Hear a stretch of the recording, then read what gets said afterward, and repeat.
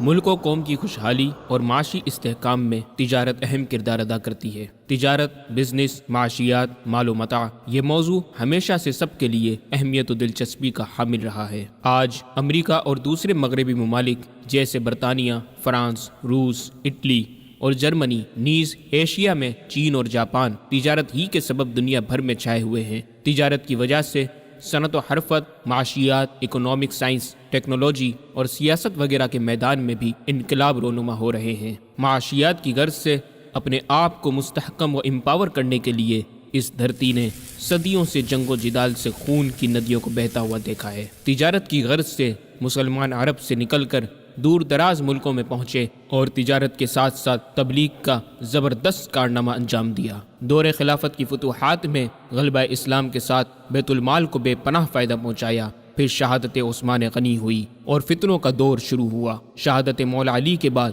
کرب و بلا کے اندوہناک واقعے اور شام کے بازاروں سے گزرتا ہوا یہ دور عمر بن عبدالعزیز پر ذرا تھم گیا۔ اسلام کے پہلے مجدد عمر بن عبدالعزیز کے دور میں زکوٰۃ لینے والے کو بڑی مشکل سے ڈھونڈا جاتا اور کوئی زکوٰۃ لینے والا پوری خلافت میں نہیں پایا جاتا۔ پھر دنیا کے ایک سمت سب سے بڑی سنی اسٹیٹ آٹومن امپائر عثمان بن ارطغرل غازی کی سلطنت عثمانیہ ترکیہ کا دور دورہ ہوا، تو دوسری سمت مغل امپائر سلطنت مغلیہ نے اپنی بادشاہت سے اسلامی ریاستوں میں مسلمانوں کو مستحکم کیا، جو اغیار کو ایک نظر نہ بھایا۔ انگریزوں، یہودیوں اور یورپین ممالک کی سازشوں سے بھننے والے جالوں میں ترک عثمانی سلطنت اور مغل سلطنت پھنستی چلی گئی۔ خلافت عثمانیہ جب تک قائم تھی، دنیا بھر میں مسلمانوں کا ایک سیاسی وقار و دبدبہ تھا۔ اس کے خاتمے کے بعد مسلم مملکتیں ٹوٹے ہوئے ہار کی موتیوں کی طرح بکھر کر رہ گئیں اور ایک بار پھر مسلمان مغلوب ہو گئے اور کافروں کے زیر تسلط زندگی گزارنے لگے۔ کسی ریاست کی معیشت کو دو مسئلوں کے درپیش ہونے پر نقصان کا سامنا کرنا پڑتا ہے۔ اول کسی جنگ کے پیش نظر اور دوم کسی عالمی وبا کے پھوٹ پڑنے پر۔ معاشیات سے متعلق قرآن و حدیث میں موجود مختلف موضوعات پر بہت کچھ لکھا جا چکا ہے۔ عہد صحابہ کرام کے بعد سے فقہائے کرام، امام اعظم ابو حنیفہ، امام ابو یوسف، امام محمد شیبانی، ابن خلدون، ابو عبید قاسم بن سلام، امام غزالی اور ابن عابدین شامی وغیرہ کے باغیچے موجود ہیں۔ وہیں ہندوستان کے شہر بریلی کے قصبے سوداگران کی رضا مسجد سے متصل ایک گھر سے علم معاشیات کی خوشبو مہکی اور احمد رضا خان بریلوی ماہر معاشیات، گریٹ اکنامسٹ بن کر سامنے آیا۔ صورت تسکین کی نکلی دل سیماب سے، ایک کرن پھوٹی اچانک، ایک کرن پھوٹی اچانک چرخ پر مہتاب سے، اس کرن کو اہل دی احمد رضا کہنے لگے، کشتی اسلام کا سب ناخدا کہنے لگے۔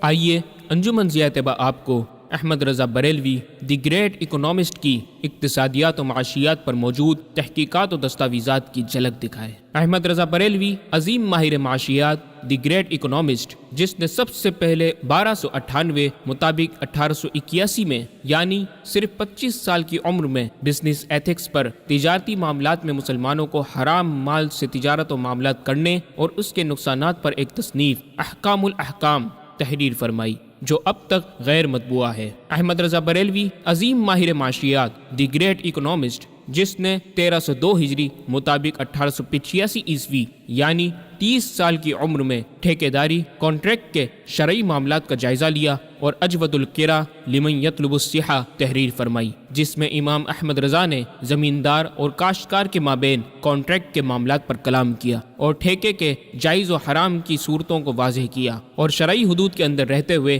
متبادلات بھی پیش کیے۔ احمد رضا بریلوی عظیم ماہر معاشیات، دی گریٹ اکنامسٹ، جس نے 1306 ہجری میں ہندوستان دارالحرب یا دارالاسلام کی بحث پر اعلام العالم بأن ہندوستان دارالاسلام تحریر فرمائی، جس میں سود انٹرسٹ کو حلال کرنے کی کوشش میں بعض نام نہاد علماء نے ہندوستان کو دارالحرب قرار دیا۔ احمد رضا بریلوی نے دلائل شریعہ سے فقط صرف یہ ثابت نہیں کیا کہ ہندوستان دارالاسلام ہے، دارالحرب نہیں، بلکہ سود کے جائز متبادل نظام کی طرف رہنمائی بھی فرمائی۔ احمد رضا بریلوی عظیم ماہر معاشیات، دی گریٹ اکنامسٹ، جس نے 1308 ہجری مطابق 1890 عیسوی میں کسی شے کی تملیک، تحفہ اور ہبہ کرنے کے معاملات و مسائل اور ان کے احکامات کی بحث پر فتح الملیک فی حکم تملیک تحریر فرمائی۔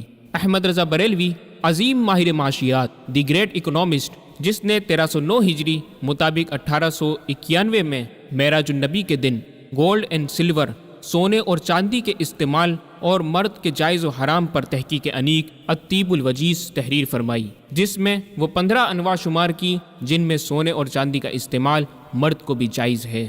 احمد رضا بریلوی عظیم ماہر معاشیات، دی گریٹ اکنامسٹ، جس نے 1311 ہجری مطابق 1894 عیسوی ماہ سیام میں منی آرڈر کی فیس کو سود قرار دیے جانے پر اس کی نفی اور رد میں ایک کتاب المنی والدرر لمن عمد منی آرڈر تحریر فرمائی۔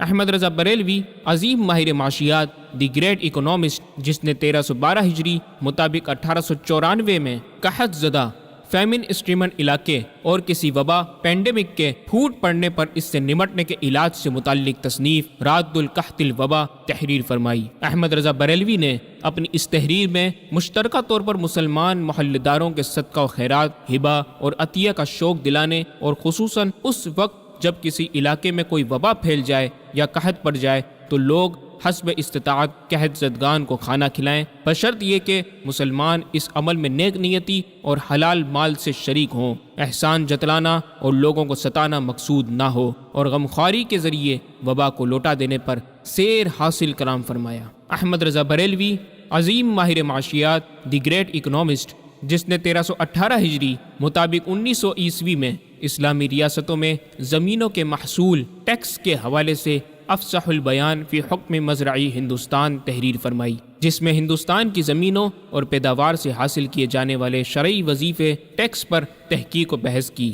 احمد رضا بریلوی عظیم ماہر معاشیات، دی گریٹ اکنامسٹ، جس نے 1318 ہجری مطابق 1900 عیسوی میں روپیہ کمانا، ارننگ، کب فرض کب حرام، کب مکروہ اور سوال کرنا، کسی سے مانگنا، بیگنگ، کب جائز اور کب ناجائز کے احکام پر ایک کتاب خیر الاعمال فی حکم الکسب والسؤال تحریر فرمائی، جو کہ حد درجہ ٹیکنیکل ہونے کے سبب خالص علمی گفتگو کے انداز میں لکھی گئی۔ احمد رضا بریلوی عظیم ماہر معاشیات، دی گریٹ اکنامسٹ، جس نے 1318 ہجری مطابق 1901 عیسوی میں مسجد کی چیز کو فروخت کرنے کے بارے میں التحریر الجید فی بیع حق المسجد تحریر فرمائی، جس میں مسجد کی زمین، عمارت، حالات، مصلی، قندیل اور درخت کے پھل وغیرہ پر احکامات تحریر فرمائے۔ احمد رضا بریلوی عظیم ماہر معاشیات، دی گریٹ اکنامسٹ، جس نے 1323 ہجری مطابق 1905 عیسوی میں شادیوں کے بعض رسوم پر بے جا اخراجات، ایکسپنسز اور صحرا بندی،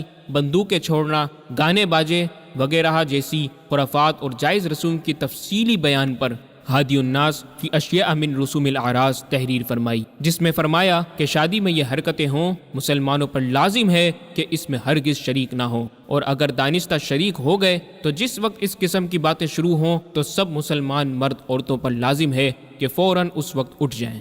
احمد رضا بریلوی عظیم ماہر معاشیات، دی گریٹ اکنامسٹ، جس نے 1324 ہجری مطابق 1906 عیسوی میں اپنے دوسرے سفر حج پر مکہ مکرمہ میں قیام کے دوران مکہ کی سرد راتوں میں ایک دن اور کچھ گھنٹوں میں کفل الفقیہ الفاہم فی احکام قرطاس الدراہم کتاب تحریر فرمائی۔ یہ حنفی امام شیخ عبداللہ میرداد بن شیخ الخطبہ شیخ احمد ابو الخیر رحمہ اللہ تعالی نے کرنسی نوٹ سے متعلق 12 سوالات آپ کی خدمت میں پیش کیے۔ اس وقت عرب میں نوٹ ایک نئی چیز تھی اور فقہائے کرام اس سے متعلق احکام کے بارے میں پریشان تھے۔ محقق اسلام کی یہ تصنیف اسلامی نظام کے نفاذ اور اقتصادی نظام نیز بینکوں کو سود کی لعنت سے پاک کرنے کے لیے ایک عظیم نعمت ہے۔ اس تصنیف میں مفکر اسلام نے اس طرح کے کئی طریقے بتائے کہ مسلمان اپنے روپیے پر کسی مسلمان سے زیادہ لے اور وہ سود بھی نہ ہو۔ حالت سفر میں فقط اپنے ہم عصر محقق علامہ شاہ ارشاد حسین رامپوری علیہ رحمہ کے ایک تحقیقی فتوے کو بنیاد بناتے ہوئے آپ نے اس کتاب میں کچھ ایسی تحقیقات پیش کی جن سے مکہ مکرمہ کے جلیل القدر علماء و مفتیان کرام بے حد مسرور ہوئے۔ حرم والوں نے مانا تم کو اپنا قبلہ و کعبہ، جو قبلہ اہل قبلہ کا ہے وہ قبلہ نما تم ہو۔ احمد رضا بریلوی، عظیم ماہر معاشیات، دی گریٹ اکنامسٹ، جس نے 1329 ہجری مطابق 1911 عیسوی میں کرنسی نوٹ ہی کے مسئلے میں دیوبند مکتبہ فکر کے عالم عبدالرشید گنگوہی کے اختلاف پر الذیل المنوط لرسالۃ النوط تحریر فرمائی، جس میں 120 دلائل سے شبہات کو دفع فرمایا۔ احمد رضا بریلوی، عظیم ماہر معاشیات، دی گریٹ اکنامسٹ، جس نے 1331 ہجری مطابق 1913 عیسوی میں ترک سلطنت عثمانیہ کی زبوں حالی اور مالی امداد کرنے پر تدبیر فلاح و نجات و اصلاح تحریر فرمائی، جس میں 4 انقلابی نکات سے مسلمانوں کو تنزلی سے ترقی پر گامزن کرنے کے بارے میں دی گریٹ اکنامیکل ایجنڈا پیش کیا اور مسلمانوں کی فلاح و بہبود کے لیے اپنی تجربات و علم کی روشنی میں تجاویز و آرا تحریر فرمائی، جو آج ہماری اس ڈاکیومنٹری کا اہم جز ہے، جس پر آگے مزید سیر حاصل گفتگو کی جائے گی۔ احمد رضا بریلوی، عظیم ماہر معاشیات، دی گریٹ اکنامسٹ، جس نے 1336 ہجری مطابق 1918 عیسوی میں اجارے کی ایک مخصوص صورت خلو کی تعریف اور اس کے شرعی حکم کے بیان میں جوال العلو لتبین الخلو تحریر فرمائی۔ احمد رضا بریلوی، عظیم ماہر معاشیات، دی گریٹ اکنامسٹ، جس نے ضخیم جہازی سائز کے فتاوی العطایہ النبویہ فی الفتاوی الردویہ میں خرید و فروخت، اجارہ، شرکت، مداربت، کرایہ، وراثت، بیع، سود اور زکوٰۃ وغیرہ سے متعلق پوچھے گئے سوالات و دقیق مسئلوں پر جا بجا تحقیق انیق فرمائی اور شریعت مطہرہ کی روشنی میں تجارت کے حلال و حرام اور جائز و ناجائز سے قوم و ملت کو باخبر رکھا۔ ایک عنوان سو حوالے سے ثابت باتیں ہیں منکر کا سر اعلیٰ حضرت تصانیف بارے شتر سے زیادہ ہو تعریف کیا مختصر اعلیٰ حضرت۔ اے امام احمد رضا، آپ نے معاشیات اور اس سے متعلق امور پر اتنا کچھ لکھا، آپ نے پیسوں اور دنیاوی مال و متاع کے ان معاملات کو اہمیت کیوں دی؟ کیا آپ کو ان سب سے خاصا شغف ہے؟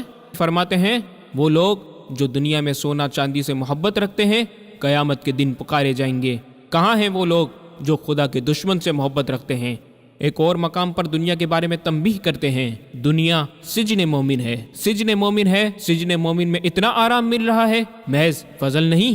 دنیا کو تو کیا جانے، یہ بس کی گھاٹ ہے ہر رافع، صورت دیکھو ظالم کی تو کیسی بھولی بھالی ہے، شہد دکھائے زہر پلائے قاتل ڈائن شوہر کش، اس مردار پہ کیا للچایا دنیا دیکھی بالی ہے۔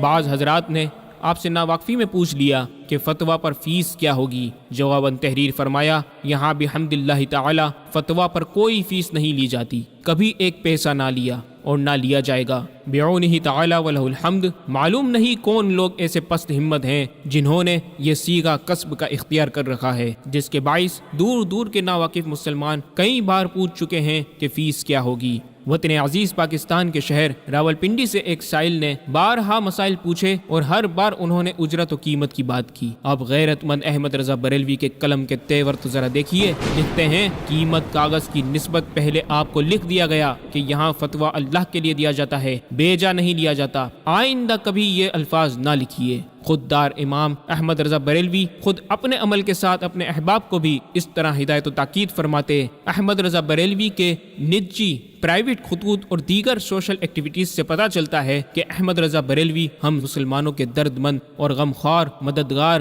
ہمدرد تھے۔ آپ نے اپنے وصیت نامے میں بھی جائیداد کی چوتھائی آمدنی مصرف خیر میں رکھی۔ مفلس غریب نانے جوئی کو ترستے تھے، نعمت کھلانے والی وصیت رضا کی ہے۔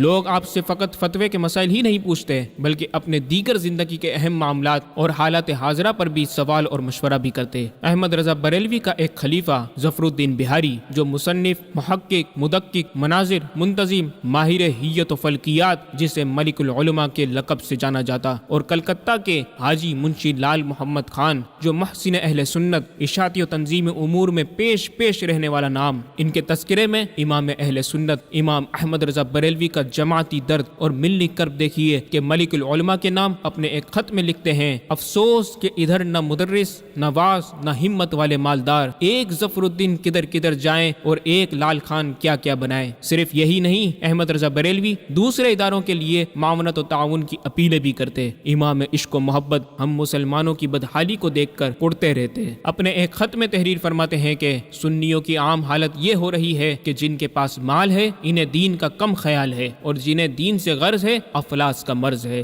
کیوں رضا کڑتے ہو ہنستے اٹھو، جب وہ غفار ہے کیا ہونا ہے۔ احمد رضا بریلوی مسلمانوں کو بیدار و معاشی استحکام کے لیے ہوشیار و خبردار رکھتے اور ڈھارس دیتے، مشرکین سے اتحاد توڑو، مرتدین کا ساتھ چھوڑو کہ محمد الرسول اللہ کا دامن پاک تمہیں سائے ملے، دنیا ملے نہ ملے دین تو ان کے صدقے میں ملے۔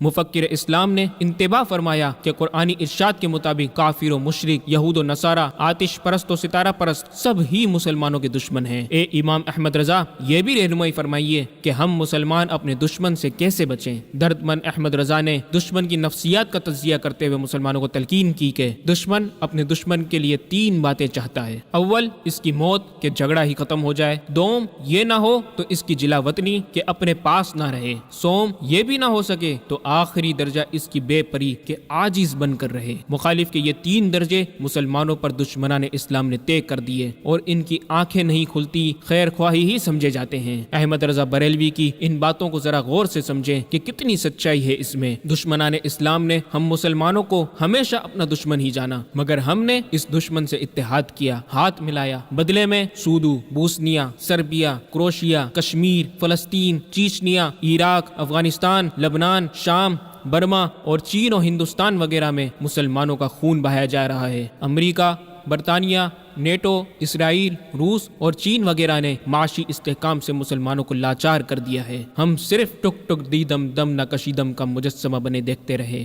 ناظرین کرام، بریلی کے اس خانوادے نے مغلوں کے زوال کے ساتھ ساتھ 3 بڑی جنگوں کو دنیا میں تباہی مچاتے دیکھا، جبکہ عرصہ دراز سے انگریزوں کے زیر تسلط ریاست میں اپنی نسل کو دینی ماحول میں پروان چڑھایا۔ احمد رضا بریلوی کی پیدائش 1857 عیسوی کی جنگ آزادی کے ٹھیک 6 ماہ قبل ہوئی۔ اس انقلابی و آفاقی جنگ آزادی کے ایام کے ساتھ ساتھ احمد رضا بریلوی نے اپنے بچپن سے لڑکپن اور پھر نوجوانی کے ادوار کو یوں پایا کہ 1862 عیسوی میں مغل سلطنت کا آخری چشم و چراغ بہادر شاہ ظفر قید و بند کی صعوبتیں جھیلتے ہوئے بجھ گیا۔ احمد رضا بریلوی اپنی نوجوانی کے 13ویں سال میں جب داخل ہوئے تو ایک طرف علم کی دہلیز کو عبور کرتے ہوئے دستار فضیلت کا صحرا اپنے سر سجا چکے تھے، تو دوسری جانب 1871 عیسوی فرسٹ ورلڈ وار، پہلی جنگ عظیم کی بو پھیلنا شروع ہو چکی تھی کہ جب جرمنی اور فرانس کی چپکلش نے اطراف کی سلطنتوں کو جھنجھوڑ کر رکھ دیا۔ 13 سال کی عمر میں بریلی کی سرزمین سے امام احمد رضا نے جب مسند افتاء کو جہاں دیکھنا شروع کیا تو وہیں دنیا میں ہونے والے واقعات پر بھی گہری نظر رکھی۔ یہی وہ دور تھا کہ جب علماء بر صغیر نے چھاپے کھانے، پرنٹنگ پریس کا استعمال شروع کیا اور احمد رضا بریلوی کی کتابوں کی اشاعت کا آغاز ہوا۔ یوں احمد رضا بریلوی کے قلم سے جاری فتاوا و تصانیف میں دنیا کی جانب مسلمانوں کو پیش معاشی و اقتصادی اور سیاسی مسائل پر پر اثر اور مفید تحریری دستاویز قابل قدر ہیں۔ انہی برسوں میں 3 بڑے مہلک جنگی ہتھیار ایجاد ہوئے، یعنی ٹینک، آبدوز اور کیمیاوی زہریلی گیسیں۔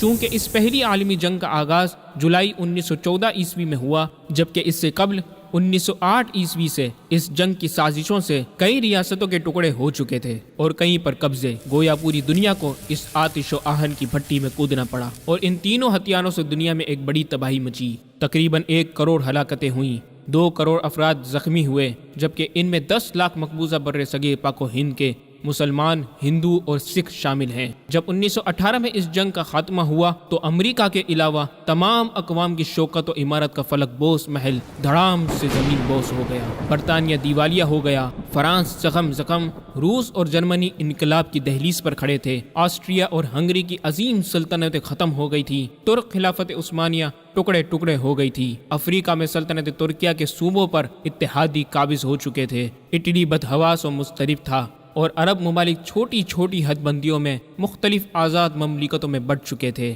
اور یورپ کے باقی سارے ممالک اس جنگ کے طوفانی اور آتشی تھپیڑوں کی وجہ سے راکھ کا ڈھیر تھے۔ ترک عثمانی سلطنت کے معاشی وسائل 1912 اور 1913 کی بلقان جنگ کی لاگت سے ختم ہو گئے تھے، جس پر چند ممالک نے مالی امداد کی پیشکش کی۔ پھر امداد کا یہ کچکول بر صغیر کے شہروں میں بھی گھوما اور کلکتہ میں ایک درد مند چودھری حاجی لال محمد کے پاس پہنچا، جس پر چودھری صاحب نے بریلی میں موجود ماہر معاشیات امام احمد رضا سے رجوع و مشورہ کیا اور ترک کی امداد سے متعلق رائے طلب کی، جس کے جواب میں اسلام کے اس مجدد کا قلم حرکت میں آیا اور صدیوں تک مسلمانوں کی رہنمائی کرنے والے سنہری حروف بصورت نکات کرتاس پر رقم ہوئے۔ یہ مختصر ترین نقشہ کھینچنے کا مقصد یہ سمجھانا مقصود ہے کہ احمد رضا بریلوی دنیا کے اطراف و اکناف کی باریک بینی اور سیاست سے کس قدر آشنا تھے۔ موجودہ حالات، کرونا وائرس اور اس کے پیش نظر دنیا بھر میں کیے گئے لاک ڈاؤن اور قرنطینہ کے ماحول نے دنیا کو بدل کر رکھ دیا۔ آئیے ماہر معاشیات احمد رضا بریلوی سے پوچھتے ہیں کہ آج ہم معاشی بحران سے کیسے باہر نکلیں،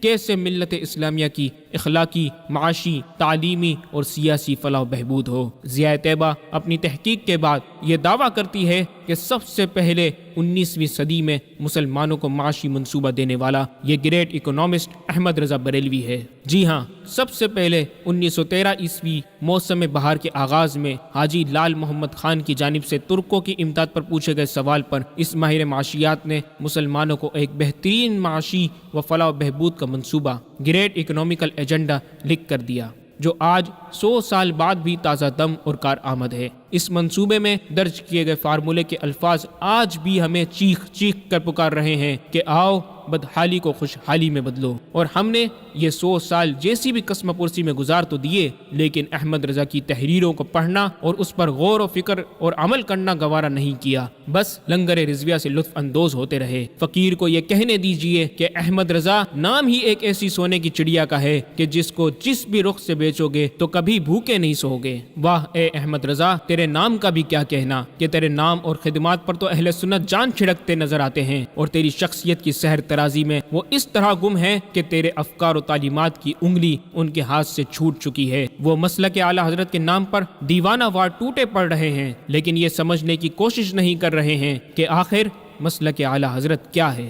فی زمانہ سنیت کی بس یہی پہچان ہے، سکہ رائج وقت کا ہے مسلک احمد رضا۔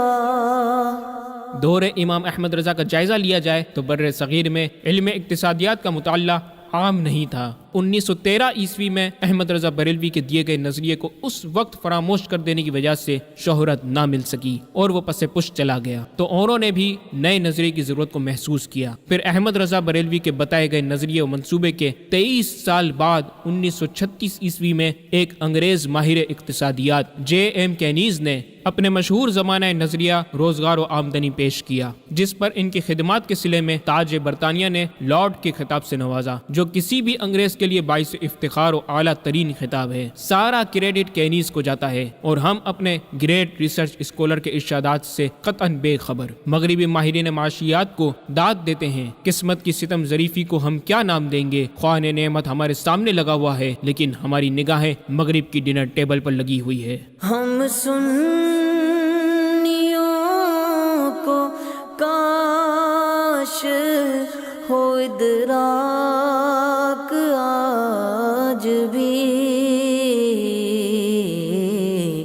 کیا کیا تقاضا کرتی محبت رضا کی ہے۔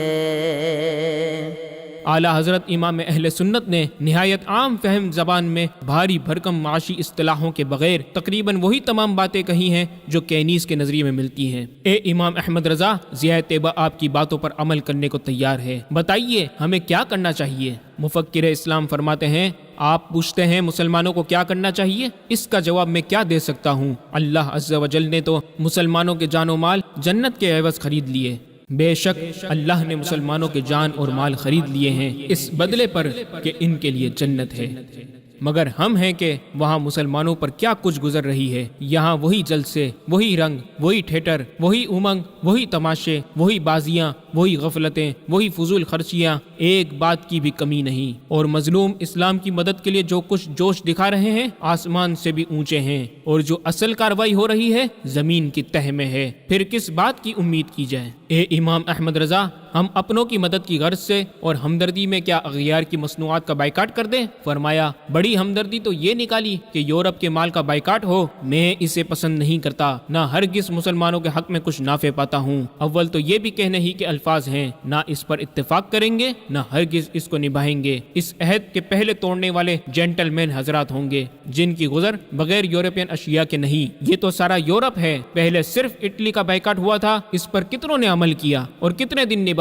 پھر اس سے یورپ کو ضرر بھی کتنا، اور ہو بھی تو کیا فائدہ کہ وہ 100 ترکیبوں سے اس سے 10 گنا ضرر پہنچا سکتے ہیں۔ لہٰذا ضرر رسانی کا ارادہ صرف وہی مثل ہے کہ کمزور اور پٹنے کی نشانی۔ پھر درد مند احمد رضا تلقین و نصیحت کرتے ہوئے فرماتے ہیں، بہتر ہے کہ مسلمان اپنی سلامت روی پر قائم رہیں، کسی شریر قوم کی چال نہ سیکھیں، اپنے اوپر مفت کی بدگمانی کا موقع نہ دیں۔ اے امام احمد رضا، پھر ہم اپنی حالت کیسے بدلیں؟ فرماتے ہیں، ہاں اپنی حالت سنبھالنا چاہتے ہیں؟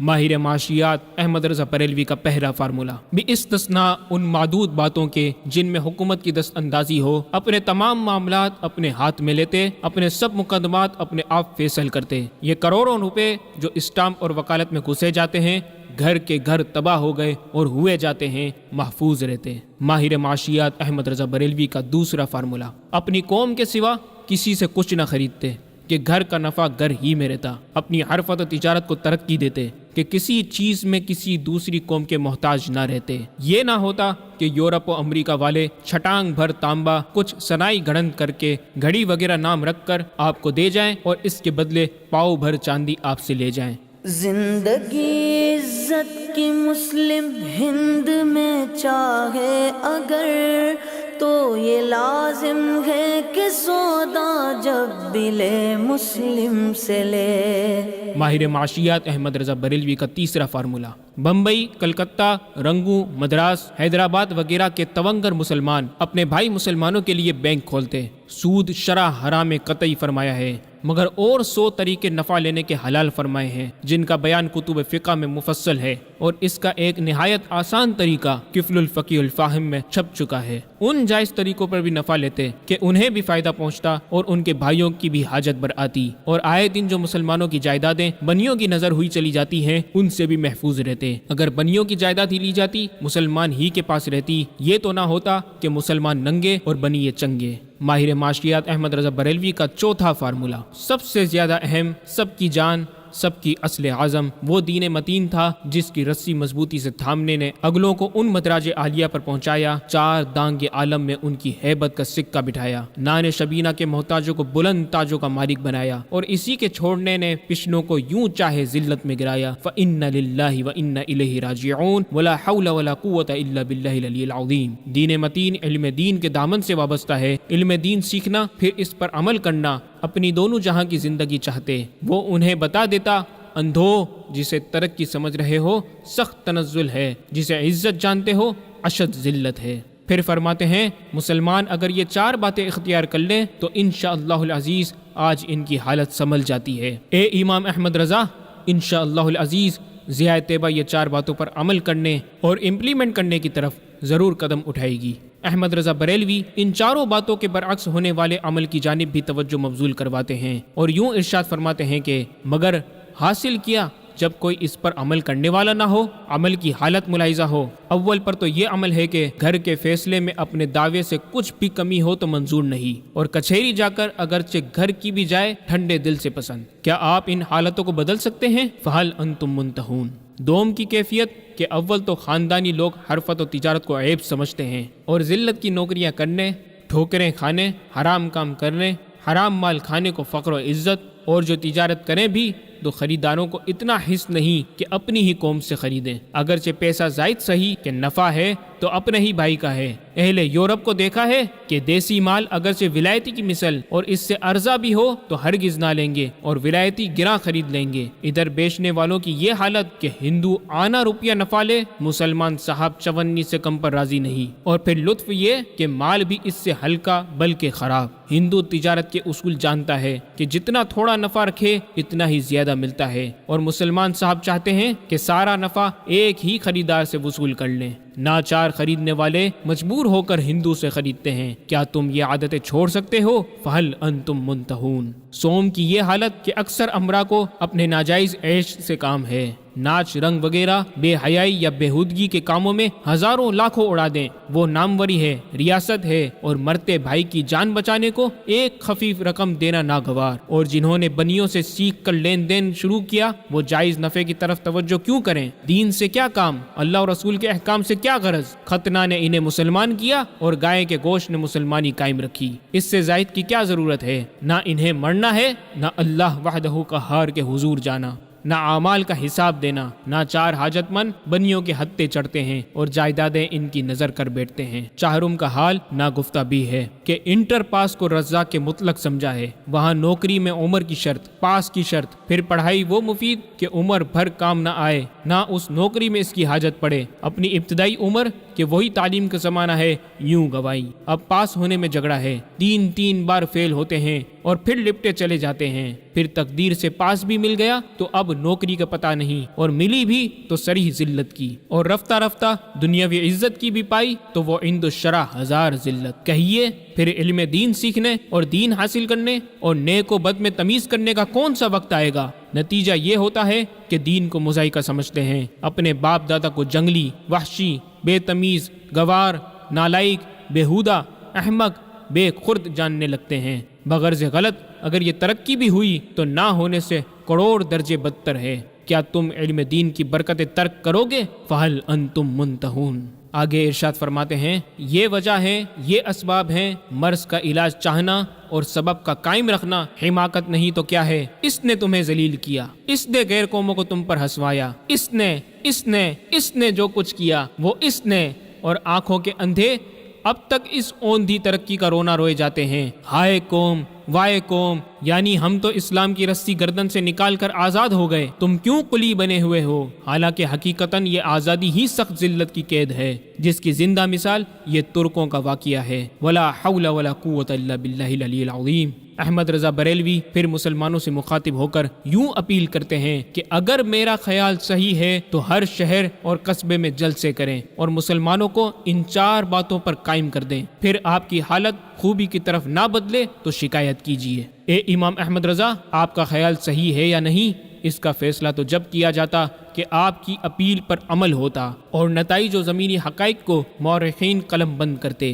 لیکن اے امام احمد رضا، آج 21ویں صدی میں ضیاء طیبہ نے کسی بھی مورخ یا کتاب کو نہیں پایا جس میں آپ کے فارمولے پر عمل کیا ہو یا عمل کے بعد نتائج تحریر کیے ہوں۔ اے امام احمد رضا، اب آپ کی اس اپیل کے پیش نظر ضیاء طیبہ نے آپ کے 102ویں عرس پر یہ جلسہ منعقد کیا ہے، اس امید سے کہ آپ کی ان تجاویز کے پرچار سے یہ غافل مسلمان جاگ اٹھے۔ یقیناً آپ کی یہ تجاویز آج بھی ہم مسلمانوں کے لیے مشعل راہ ہے۔ ضیاء طیبہ کی دعوت پر 102ویں عرس میں تشریف لائے حاضرین مجلس، ضیاء طیبہ کا یہ دعویٰ بھی بے دلیل نہیں ہے، کیونکہ اب ان نکات کو مربوط کر کے پیش کرنے کی سعی کی جائے گی، اور پھر آپ دیکھیں گے کہ باہم مربوط ہو کر یہ چاروں نکات عمل کے مرحلے سے گزریں گے تو کتنے انقلاب آفری نتائج سے ہمکنار ہوں گے۔ لیکن اے امام احمد رضا، ایک اکیلی یہ انجمن کیسے قدم اٹھائے جس نے اپنے اب تک کے 16 برسوں میں کبھی کسی سے فنڈ نہیں مانگا اور نہ ہی کسی نے آج تک کچھ دیا، بس اپنے وسائل سے جو کیا وہ کیا۔ ایک طرف آدائے دین، ایک طرف حاسدین، بندہ تنہا شاہ تم پہ کروڑوں درود، تم پہ کروڑوں درود۔ فرماتے ہیں یہ خیال نہ کیجئے کہ ایک ہمارے کیے کیا ہوتا ہے، ہر ایک نے یوں ہی سمجھا تو کوئی کچھ نہ کرے گا، بلکہ ہر شخص یہی تصور کرے کہ مجھی کو کرنا ہے، یوں انشاءاللہ تعالی سب کر لیں گے۔ چند جگہ جاری تو کیجئے، پھر خربوزہ کو دیکھ کر خربوزہ رنگ پکڑتا ہے، خدا نے چاہا تو عام بھی ہو جائے گا، اس وقت آپ کو اس کی برکات نظر آئیں گی۔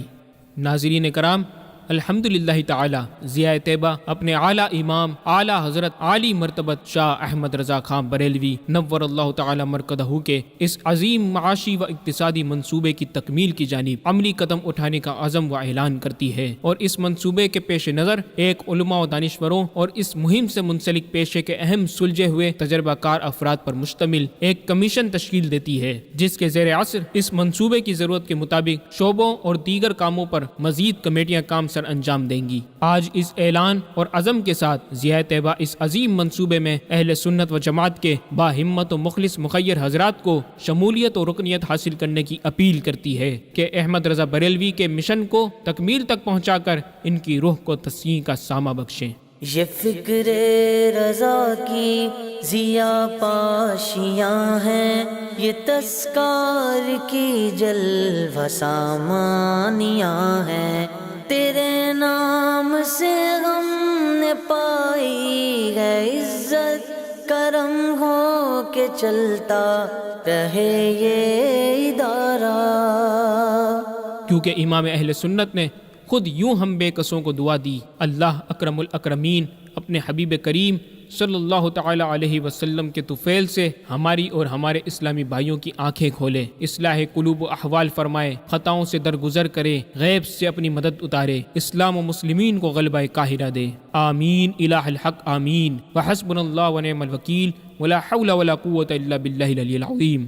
بے شک اللہ تعالیٰ کسی قوم کو گردش میں نہیں ڈالتا جب تک وہ اپنی حالت خود نہ بدل ڈالیں۔